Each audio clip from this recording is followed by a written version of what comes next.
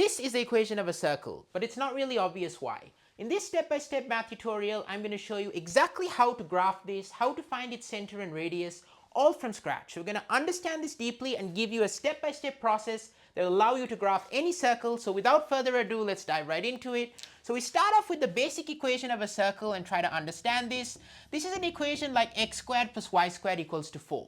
So when we have an equation like this, why is it the equation of a circle? So the principle is the following, and from here I'm going to devolve into more complicated equations of circles. Okay, so we're just going to understand everything systematically, but what we can do is if we take a point in the xy plane and we have its coordinates x comma y, then recall that if you draw a right triangle like this, so here you have a right angle, the base is going to be x and the height is going to be y. You can find out this side length here, which is nothing other than the distance from the point xy to the origin, which we call c. This is by the Pythagorean theorem. Because what you can do is you can say that c squared is equal to x squared plus y squared. So therefore you can say c is equal to the square root of x squared plus y squared. So the distance from a point to the origin is going to be square root of x squared plus y squared. And so when you have an equation like x squared plus y squared is equal to 4, what are you really saying? Well, you're saying that the square root of x squared plus y squared is going to equal to 2. So it's a point that has a distance from 2 from the origin. And the set of points that have a distance of 2 from the origin is going to be a circle of radius 2 centered at the origin, right? So we can actually draw that here. So I'm just going to erase the Pythagorean theorem picture and just draw the circle for you. And it's pretty simple. So you're just going to have a circle with the center at the origin. You're looking at all points of distance 2, so that's just going to be a circle of radius 2. And you can really plot it, okay? So this is going to be 2, this is going to be 2, this is going to be minus 2, and this is going to be minus 2. So that is going to be x squared plus y squared equals to 4. So just want to get the foundations right. Now we're going to go one level up, and that's actually going to end up being something like this. Okay, so how are we going to do that? So now I'm going to change the equation very slightly. Okay, so I'm going to actually erase this for now and come back to it. So we'll change the equation slightly, and what we're going to get is we're going to get the following, is we're going to draw the graph of the following equation. Let's say x plus 1 squared plus y minus 2 squared is equal to 4. Okay, so a slight deviation on this equation that we had here, but actually you can use the graph here to graph that. And how does this work? So the way I like to think about it is as follows. Suppose a point xy satisfies this equation, okay? X squared plus y squared is 4. So it is a point on the circle. What we can do is, if x squared plus y squared is equal to 4, then define the following. Define x prime to be equal to x minus 1, and define y prime to be equal to y plus 2. Okay, so I'm changing variables, but this is going to have a graphical significance. I'm going to choose these 2 points, and we will find that now x prime comma y prime satisfies this equation. And this is going to then allow us to graph this equation. So why is that? Well, if we write down that x prime is equal to x minus 1 and y prime is y plus 2, and if we plug in x prime and y prime into this equation, it's going to be valid because x prime plus 1 squared plus y prime minus 2 squared is just going to equal to, well, x prime plus 1, x prime is x minus 1. So x prime plus 1 is just x. And similarly, y prime minus 2 is just y. So it's going to be x squared plus y squared. And we know that xy satisfies this equation. So therefore, x squared plus y squared is 4. So what we found is that if you have a pair of points on this circle and you subtract 1 from the x coordinate and add 2 to the y coordinate, you'll get a point on this. Okay, so in other words, this is going to describe a circle that is translated, because when you say x minus 1, you're translating 1 unit to the left on the x-axis, and you're translating 2 units up on the y-axis. Okay, so we can actually make that precise. So instead of that circle there, when we translate, so you take this circle, and you translate it 1 unit to the left and 2 units up because you're adding y plus 2, you're going to get a new circle with the same radius, but its center is now going to be at the point. So instead of this circle, we have this circle here, x plus 1 squared plus y minus 2 squared is equal to 4. Well, its new center is going to be at the point minus 1 comma 2, okay, because 0 comma 0 is going to be transformed into minus 1 comma 2. So the center is going to be at minus 1 comma 2, and the radius is going to be the same as it was earlier, which was 2. So now we can draw that circle because we know its center and radius. Well, its center is minus 1 comma 2. So I'm just going to draw this nice plot here. This is going to be 4. So you put a center there. And now you can draw the circle. Because its radius is 2, you can sort of imagine the 4 points on the circle at the extreme ends. So you have a point there, you have a point here, you have a point here, which is you're going to correspond to an x coordinate of -3 because your radius is 2. And you're also going to have a point here on the x-axis because the radius is 2. Okay, so you're dropping 2, going 2 to the right, 2 up, 2 left, and then you're going to draw this nice big circle that goes like this. And my drawing of the circle isn't perfect because that should not go through 4, but that is going to be the graph of the circle. That is x plus 1 squared plus y minus 2 squared is equal to 4. So it's what we call a graphical transformation. You start off with the circle x squared plus y squared is 4, and then by replacing the x coordinate by x minus 1 and the y coordinate by y plus 2, so in other words, translating 1 unit to the left and then 2 units up, you're getting the new circle. Now we're going to reverse engineer this process to graph the circle we had at the very beginning of the video. What we're going to do is we're going to try to write it in this kind of form, and then we're going to be able to graph it with the same process. Okay, so that's why I showed you this process, and we're going to now do that right now. So let's get into that. And at the end, I'm going to show you the general formula for graphing any kind of equation of a circle. So it's going to be a magic formula for that. So stay tuned for that. But let's now get into the original equation that we had at the very beginning of the video. Okay, so the equation we had at the very beginning of the video was going to be x squared plus 4x, so x squared minus 4x plus y squared plus 16y plus 59 was equal to 0. Okay, that was going to be our equation. And now what we can do here is we want to sort of write it in the form like this. Okay, so we want to try to figure out what is the process of called completing the square. So what is completing the square exactly? So what we want to do is we want to think about how to make this expression a sum of two perfect squares. And the way I like to think about it is the following. So I'm going to use a red marker for this. Suppose we had something like x plus k squared. Okay, so k is a constant. Okay, x plus k squared. The binomial theorem, which I've done a video on in my channel, check it out, links in the description below, and it's on my channel. So x plus k squared is x squared plus 2kx plus k squared. Okay? So what we want to do is we want to match up, when we have this expression, we want to match it up with the expression x squared minus 4x, but don't worry about the k squared. Don't worry about the constant term. We just want to somehow match this up with the x squared minus 4x. So what we want is we want the 2k to be equal to minus 4. So we want x squared minus 4x. We want the 2k to be minus 4. Now I'm going to show you this schematically on the right side of the board. If we want 2k to be minus 4, of course you're already thinking that k should be minus 2. So if we know that k is minus 2, so if 2k is minus 4, so I can write it here, 2k is minus 4, therefore k is equal to minus 2. So what that means is that therefore we get that x minus 2 squared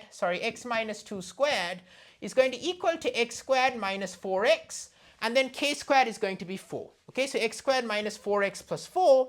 And now to find out how to write x squared minus 4x, which is what we have here that we want to sort of rewrite. How do you write the x squared minus 4x?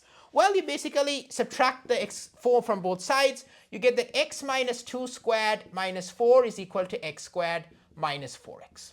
Okay, so we're slowly going to end up writing it in the form that we want. We need to do the same thing with the y squared. And I want you to pause the video and actually do that for yourself, just to make sure that you really understand what's going on as a process. How do we write the y squared plus 16y as y plus something squared? Okay, how do we do that? So let's do that on the right side of the board, assuming you've paused the video. Drop a comment down below, what that's going to be, in the same way we did the x squared minus 4x.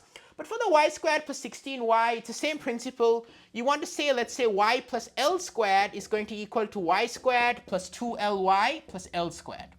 And you want to match up the coefficients of y to be 16 basically. Okay, so 16y and the 2ly should match up. So here you have the 2l. We want this to be y squared plus 16y. We're not going to worry about the constant term for now. So this is the step-by-step process. It's going to work for any problem. Okay, so we get y squared plus 16y. So what do we need? So we need that therefore 2l is equal to 16, or therefore l is equal to 8. So now if we take y plus 8 squared, y plus 8 squared is going to be y squared plus 16y plus 64. And therefore, you can work out what is y squared plus 16y, which is what we want to find. So y squared plus 16y is going to be y plus 8 the whole squared minus 64. Okay, that's going to be y squared plus 16y. So now that we found y squared plus 16y as y plus 8 squared minus 64, we can now replace everything in that equation. Okay, so let's do that. So here we got x minus 2 squared minus 4 and y plus 8 squared minus 64. Okay, so I'm going to now x minus 2 squared minus 4. So I'm going to write this out here.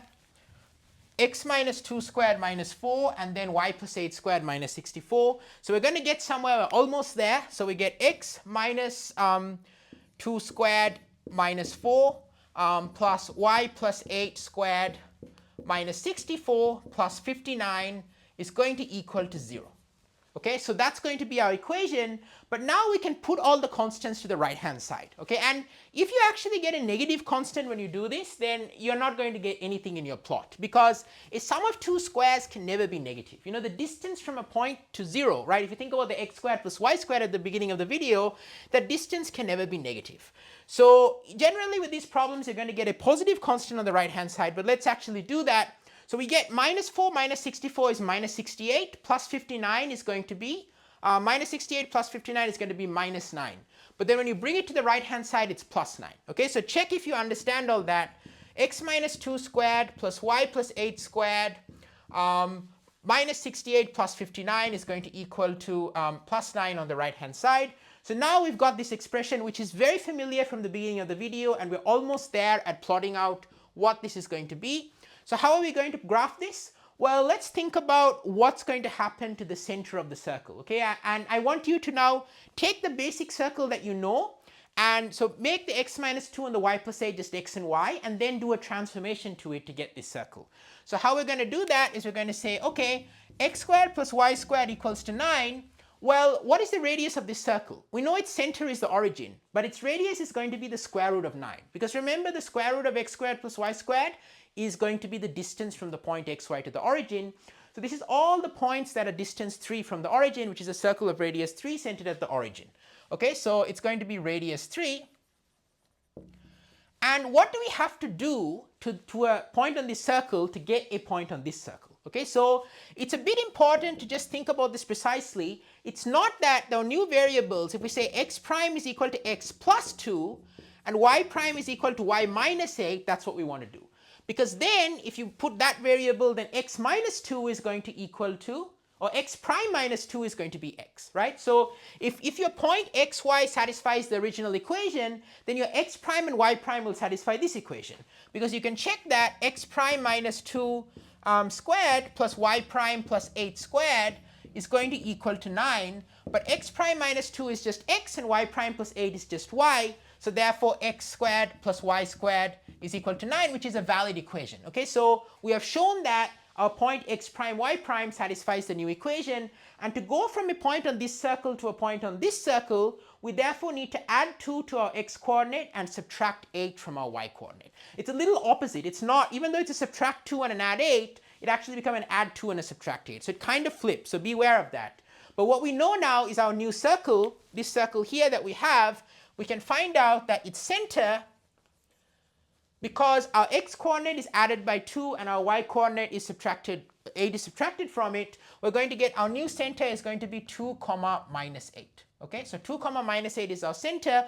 What happens to our radius? Our radius does not change. We're just translating our circle first to the right and then down. So our radius is not going to change. Our radius is still going to be the same, which was 3 to begin with.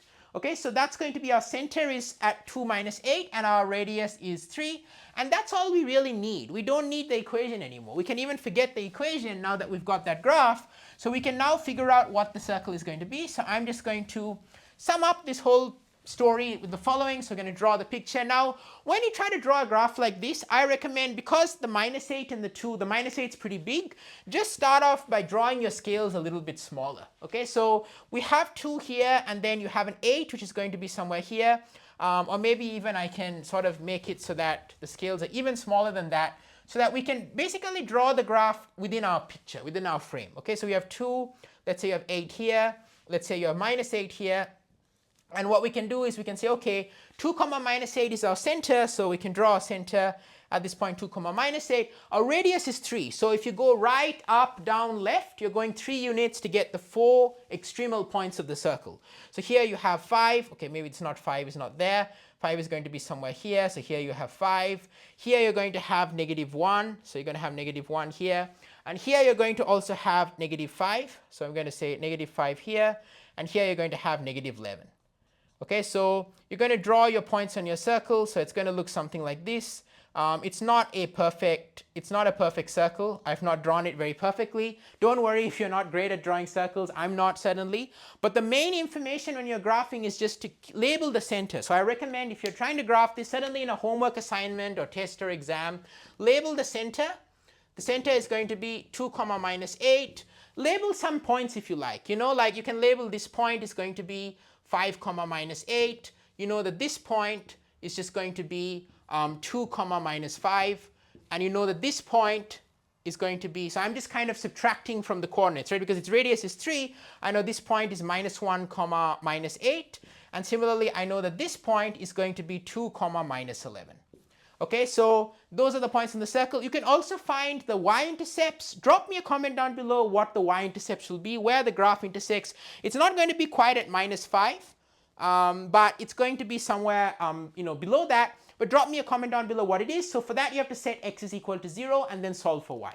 Okay, and you can do that, using the transformed equation that we got. That's easier to solve. You've completed the square, or you could use the quadratic formula if you have the original equation. Okay, so completing the square is also a means of deriving the quadratic formula. Once you know that process, you can actually derive it pretty easy. So thank you so much for watching. If you want more graphing tutorials, check out my channel. I've got lots of videos on graphing functions, pre-calculus, calculus. It's all to give you elite math education straight to your room at all levels of math. And so my channel has fun math to help you with high school, college. Check it out. And if you're enjoying my content, I would love it if you subscribe so I can have you in my channel and we can grow together, because my goal is to help as many people as possible change lives through math education, free and accessible education worldwide. No matter what school or college you're going to, you have access straight from your room, all levels of math. This level of math, but even much, much above this level, much, much below this level, I've got stuff there. So, you'll have math forever, as much as you want if you subscribe. So thank you so much for watching. Wish you all the best, and I'll see you in the next video.